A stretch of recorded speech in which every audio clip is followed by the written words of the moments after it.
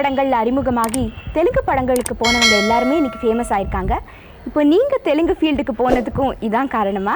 ரொம்ப நல்ல கேள்வி அது. இப்போது யோசித்து பார்த்தா ஆக்சுவலி நீங்கள் சொல்கிற மாதிரி தமிழில் இருந்து சிரஞ்சீவி, ராஜ்சேகர், ஆமினி, மீனா, சுமன் அவங்க எல்லோரும் தமிழ்லேருந்து போயிட்டு அங்கே வந்து ஒரு பெரிய லெவலில் வந்திருக்காங்க.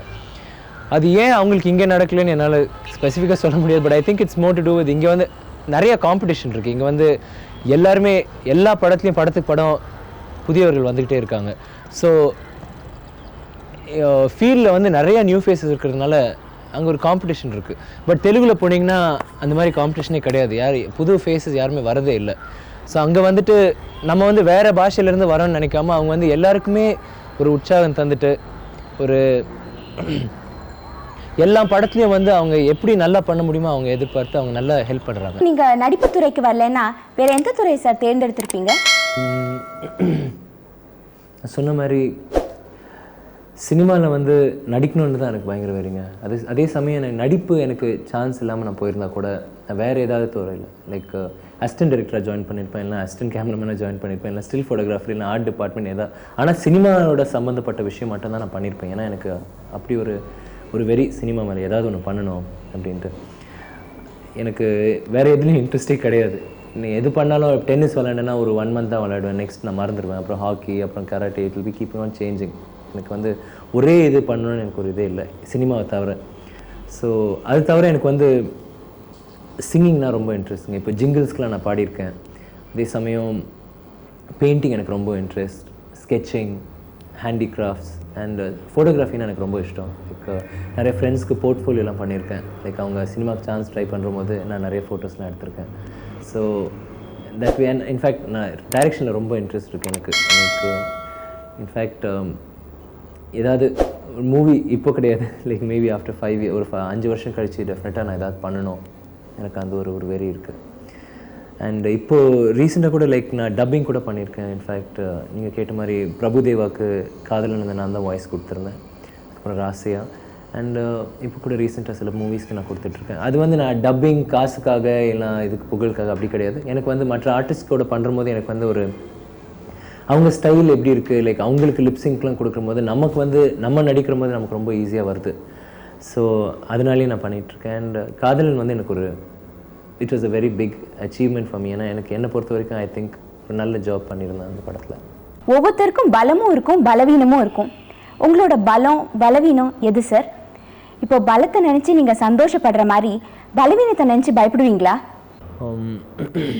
பயம்னு சொன்னால் நிறைய பயம் இருக்குது. பட் மெயினாக எனக்கு பயம்னா எனக்கு நம்ம நிறைய ரோல்ஸ் பண்ணோம், நிறைய வித்தியாசமான வேடங்கள்லாம் பண்ணோம். அது வந்து என்னால் பண்ண முடியுமா, எனக்கு டைம் இருக்கா, எனக்கு சான்ஸ் கிடைக்குமான்ற ஒரு பயம் எப்போ இருந்திருக்கு. அது வந்து இப்போ வந்து எனக்கு அதனால தான் மலையாளத்துலாம் பண்ணிகிட்ருக்கேன். அது கொஞ்சம் நிறைவேருக்கு அந்த ஆசை. அதே சமயம் எனக்கு ஃப்ளாஸ்ன்னு நீங்கள் கேட்டிங்கன்னா, குறைகள்னு கேட்டிங்கன்னா நிறைய இருக்குது. ஒன்று வந்து என் ஹைட் வந்து எனக்கு ஒரு பெரிய குறை. அதே சமயம் எனக்கு ஃபைட்டிங் வந்து முன்னாடி எனக்கு அவ்வளோ நல்லா வராது.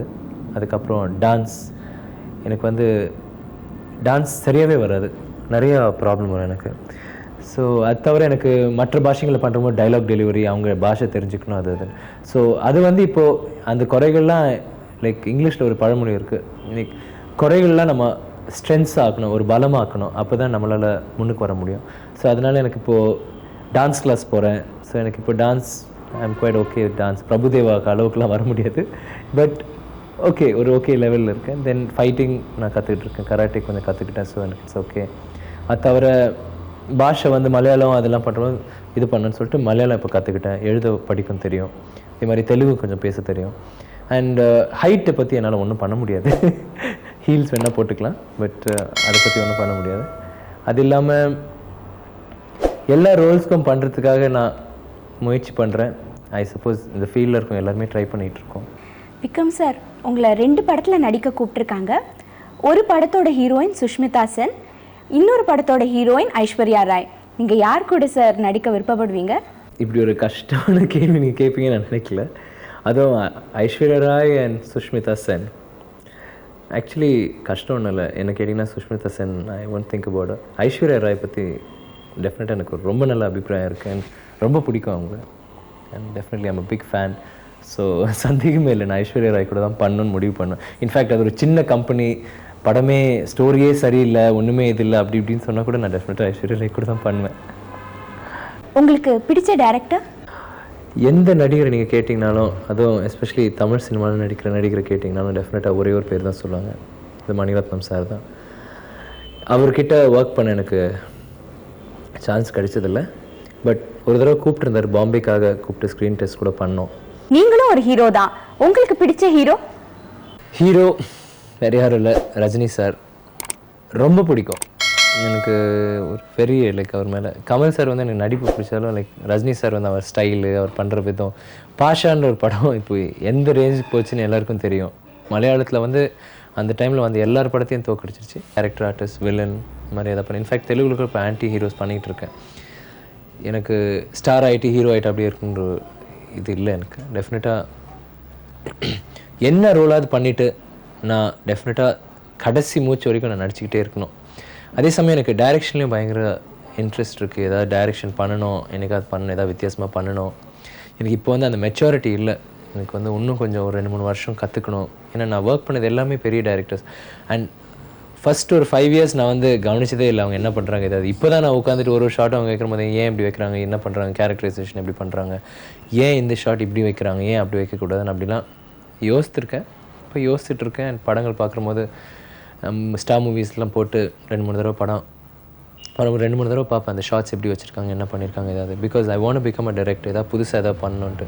ஸோ ஆக்டிங் அண்ட் டைரெக்ஷன் நான் எண்ட் வரைக்கும், டைரெக்ஷன் வந்து எப்போ லேட்டராக வரும், பட் ஆக்டிங் லாஸ்ட் வரைக்கும் நான் பண்ணிக்கிட்டே இருப்பேன், கடைசி மூச்சு வரைக்கும். ரிட்டையர் ஆகிட்டு வேறு எங்கேயாவது போகணுன்னு ஒரு இது இல்லை. பட் டெஃபினட்டாக ஊட்டியில் இல்லைனா கொடைக்கானலில் எங்கேயாவது ஒரு ஃபார்ம் ஹவுஸ் வாங்கணும், செட்டில் ஆகணும், அதெல்லாம் எனக்கு ரொம்ப ஆசை இருக்குது. பட் ஒரு வெக்கேஷனுக்காக போயிட்டு வர மாதிரி. ஏன்னா சினிமாவில் வந்து ஒரு கேரக்டரும் நம்ம பண்ணிகிட்டு இருக்கும்போது, எஸ்பெஷலி ரொம்ப டிஃப்ரெண்ட்டாக கேரக்டர்ஸ் பண்ணும்போது அதுக்குள்ளே when we go into that, சில டைம் நமக்கு பைத்தியமே பிடிக்கிற மாதிரி ஆகும். ஏன்னா அந்த கேரக்டரே மாதிரி நம்ம ஆகிடுறோமா, நம்ம உண்மையான பர்சனாலிட்டி என்னன்னு ஒரு கன்ஃபியூஷன் டெஃபினட்டாக வரும் எப்போது ஒரு சமயம். ஸோ அந்த மாதிரி சமயம் இருக்கும்போது எங்கேயாவது ஒரு ரெஸ்ட்டுக்காக மேபி ஒரு மந்த்துக்கு இல்லை ஒரு 3-4 மாதத்துக்கு ஒரு தடவை எங்கேயாவது போயிட்டு ஒரு வெக்கேஷன் போயிட்டு வரதுல டெஃபினட்டாக ஒரு ரிலாக்ஸேஷன் கிடைக்கும். பட் ரிட்டையரிங் அதெல்லாம் டெஃபினட்டாக கிடையாது. நெக்ஸ்ட் ஜென்மம் எடுத்தாலும் டெஃபினட்டாக நான் நடிகனாக தான் வரணும், முயற்சி பண்ணுவேன். நீங்கள் ரசிகர்களுக்கு ஏதாவது சொல்ல விருப்பப்படுறீங்களா?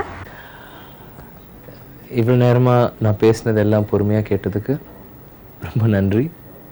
என்ன இருந்தாலும் உங்களுக்கு நிறைய பொறுமை இருக்குங்க.